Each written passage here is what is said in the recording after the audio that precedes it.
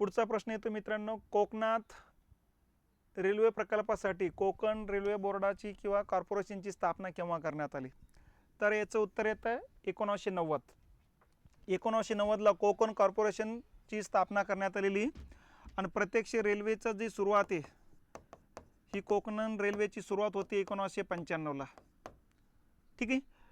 याची एकूण जी लांबी आहे कोकण रेल्वेची ही येते 813 किलोमीटर आणि ही कुठून कुठपर्यंत आहे? महाराष्ट्रातील रोहा ते केरळमध्ये कोची या 2 स्थानकादरम्यानची ही लांबी येत असते.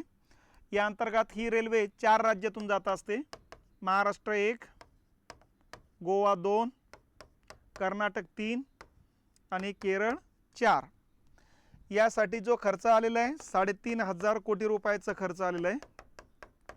यातला 51% खर्च जो आहे हा भारतीय रेल्वेनं उचललेला आहे आणि उरलेला 49% खर्च या 4 राज्यांना या ठिकाणी उचललेला आहे. तर अशा पद्धतीने ही कोकण रेल्वेची माहिती या ठिकाणी लक्षात घेतली पाहिजे आपण. पुढचा प्रश्न आहे, कोकण रेल्वे प्रकल्प कोणत्या राज्याच्या सहकार्यातून उभा राहिला आहे? मग आत्ता सांगितलेलं आहे महाराष्ट्र, गोवा, कर्नाटक आणि केरळ ही 4 राज्ये आहेत. इकडच्या याच्यामध्ये तामिळनाडूचा संबंध नाही, इकडे याच्यामध्ये गुजरातचा संबंध नाही, परत इथे तामिळनाडूचा संबंध लागत नाही. म्हणजे हे पर्याय असे कटून जातात बघा. खालीलपैकी कोणते रेल्वे स्टेशन सुरत ते भुसावळ या मार्गावर सर्वात महत्त्वाचे रेल्वे स्टेशन येते? तर हे येतं असतं नंदुरबार. सुरत ते भुसावळ जो आहे तो नंदुरबारवरून जात असतो बघा आणि महत्त्वाचे स्टेशनच हे येतं असतं. आता खालील विधाने विचारात घ्या. 2020चा राज्यसेवेचा प्रश्न आहे. समृद्धी महामार्गाची लांबी 601 किलोमीटर आहे. समृद्धी महामार्गामुळे मुंबई ते नागपूर अंतर 8 तासात पूर्ण करता येईल. हा महामार्ग औरंगाबाद शहराच्या दक्षिण बाजूने गेलेला आहे. आता विधानं कोणते कोणते बरोबर आहे? तर याच्यातलं फक्त एकच विधान बरोबर आहे, ब. मग फक्त ब विधान बरोबर असलेला पर्याय कुठला आहे? 2 नंबरचा आहे तो. मग अ चुकीचं आहे आणि क पण चुकीचं आहे. का चुकीचं आहे?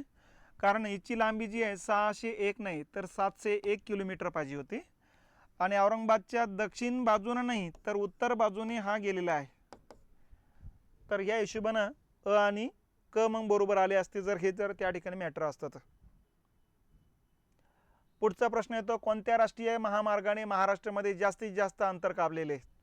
आता महाराष्ट्रातला सर्वाधिक लांबीचा महामार्ग आपण अगोदरच सांगितलेला आहे.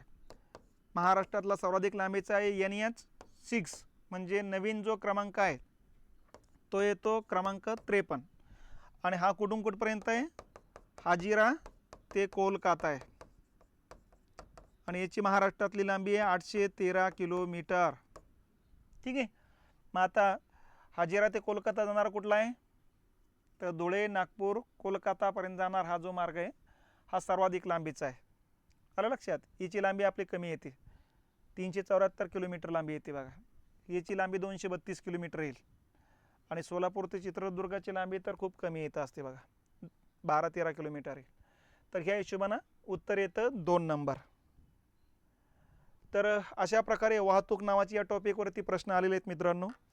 फॅक्ट डाटा आहे सगळा ॲप्लिकेशन टाईपचे काही मुद्दे या ठिकाणी एकही दिसलेले नाही आपल्याला. त्यामुळे फॅक्च्युअल पद्धतीनं अपडेट मुद्द्याच्या हिशोबानं तयारी करायची. तर त्या पद्धतीनं मग या ठिकाणी तयारी आपण जे काही मुद्दे अपडेट आहे ते अपडेट या ठिकाणी घेतलेले आहेत. एवढेच मुद्दे एकदा दोनदा व्हिडिओ बघून घ्या, नंतर वेगळं काही करण्याची अजिबात आवश्यकता मला वाटत नाही. ठीक आहे. तर थांबू आपण या ठिकाणी. हा वाहतूक नावाचा टॉपिक एकदा बघून घ्या, एकदा वाचिंग करून घ्या आणि पुढे जाऊ आपण. ठीक आहे.